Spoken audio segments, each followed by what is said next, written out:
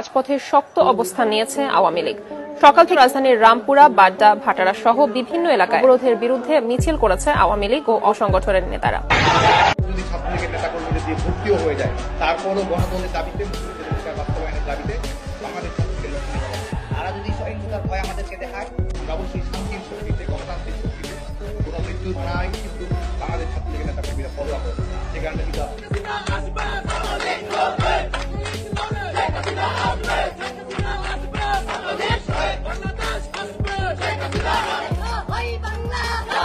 এবার 16 ডিসেম্বর বিজয় দিবসকে কেন্দ্র করে মহাসমাবেশের ডাক দিলেও আওয়ামী লীগ, ছাত্রলীগ এবং বিভিন্ন অঙ্গ সংগঠনের নেতাকর্মীরা শেখ হাসিনাকে ফেরাতে তারা আন্দোলনের ডাক দিয়েছে।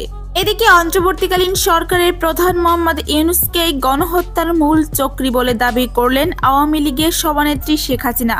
বাংলাদেশের বিজয় দিবস উপলক্ষে নিউ ইয়র্কে সোমবার একটি সভায় ভার্চুয়ালি অংশ নিয়ে হাসিনা জানান, বাবা শেখ মুজিবুর রহমানের মতো তাকেও হত্যার পরিকল্পনা হয়েছিল। হাসিনার কথায় সশস্ত্র ভিড়কে গণভবনের দিকে লেলিয়ে দেওয়া হয়েছিল। রক্ষীরা গুলি চালালে বহু প্রাণহানি হতো, তাই সিদ্ধান্ত নিয়ে 25-30 মিনিটের মধ্যে আমি বেরিয়ে যাই। রক্ষীদের বলি গুলি না চালাতে।